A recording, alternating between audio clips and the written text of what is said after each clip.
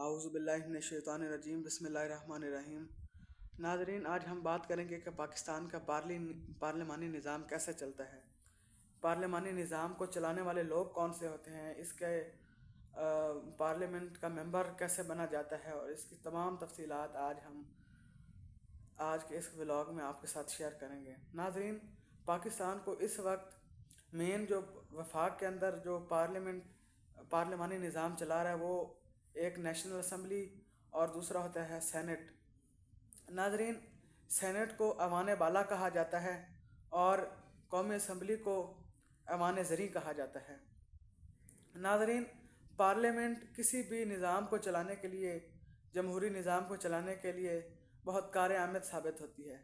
Parliament ایک قانون ساز اسمبلی ہوتی ہے، قانون ساز ایوان ہوتا ہے جو اپنے لوگوں کے رائٹس، ان کی جان و مال کے تحفظ اور ان کے جو دینی اور دنیاوی معاملات ہوتے ہیں ان کے بارے میں وہ جو قانون سازی کرتے ہیں۔ ناظرین، سب سے پہلے ہم بات کرتے ہیں کہ ایم این ایز کیسے بنتے ہیں، یا ممبر آف نیشنل اسمبلی ان کو کہا جاتا ہے، انگلش میں ممبر آف پارلیمنٹ بھی کہا جاتا ہے، ممبر آف لیجسلیٹو اسمبلی بھی کہا جاتا ہے۔ ناظرین، ایم این ایز جو ہوتے ہیں وہ اپنے عوام کے ووٹوں سے منتخب ہو کر جاتے ہیں اور اپنے حلقے کے عوام کی نمائندگی کرتے ہیں۔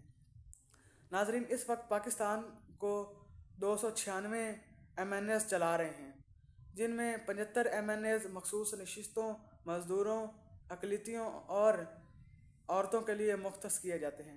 باقی 296 ایم این ایز الیکٹ ہو کے آتے ہیں جو کہ عوام کے ووٹوں پر ہوتے ہیں۔ ناظرین، پارلیمنٹ کا جو سربراہ ہوتا ہے، ایوان جو نچلی پارلیمنٹ ہوتی ہے، ایوان زریں، قومی اسمبلی کا سربراہ سپیکر ہوتا ہے اور ڈپٹی سپیکر ہوتا ہے۔ ان کے نیچے ان کا ایک سیکریٹریٹ ہوتا ہے جس کو قومی اسمبلی سیکریٹریٹ کہا جاتا ہے۔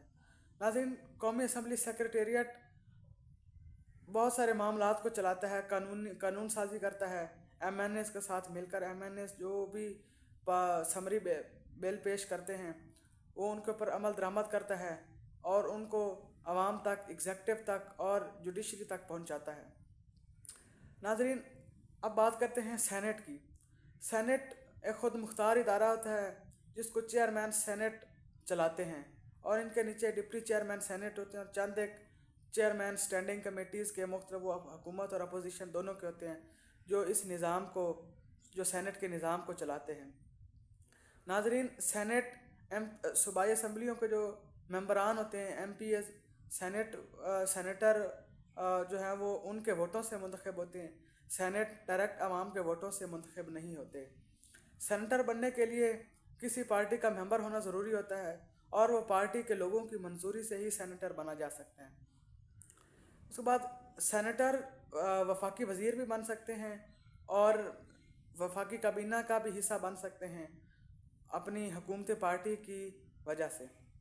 ناظرین، ایم این ایز جو ہوتے ہیں وہ وفاقی کابینہ اور وزیر اعظم کو بناتے ہیں۔ وفاقی کابینہ کے بعد ان کو وفاقی وزراء اور وزیر مملکت کے نیچے ایک بہت اہم عہدہ ہوتا ہے، چیئرمین اسٹینڈنگ کمیٹی اور پارلیمانی سیکرٹریز۔ پارلیمانی سیکرٹریز بھی ایم این ایز ہوتے ہیں، جس طرح وزارت دفاع کا پارلیمانی سیکرٹری ہو گیا، وزارت داخلہ کا۔ اس طریقے سے ہر وزارت کا ایک اپنا پارلیمانی سیکرٹری ہوتا ہے جو ایک ایم این اے ہوتا ہے، جو اپنی وزارت کو وزیر کی غیر موجودگی میں ریپرزینٹ کرتے ہیں اور اپنی وزارت کے معاملات کو چلاتے ہیں۔ ناظرین، یہ دو ایوان پاکستان کے اندر جمہوری نظام کے اندر بہت طاقتور اہمیت کے حامل ہوتے ہیں اور ان کی جمہوری نظام اور صدارتی نظام کے اندر بہت اہمیت ہوتی ہے۔ یاد رہے کہ ناظرین، جو صدر پاکستان ہوتا ہے وہ سینیٹرز کے ووٹوں سے بنتا ہے، جبکہ جو وزیر اعظم پاکستان ہوتا ہے وہ ڈائریکٹ ایم این ایز جب منتخب ہو کر آتے ہیں تو وہ اپنے وزیر اعظم کو منتخب کرتے ہیں۔ یہ تھی ایک مختصر سا تعارف پارلیمانی سیکرٹریز کا، وفاقی وزراء کا اور پارلیمنٹ کا، پاکستان کے پارلیمنٹ کا۔ سینٹ کا بھی ناظرین اپنا ایک سینٹ سیکریٹریٹ ہوتا ہے جو اپنے ممبران کو ریپرزینٹ کرتا ہے اور ان کی معاونت کرتا ہے تمام قانونی اور شرعی معاملات کے اندر۔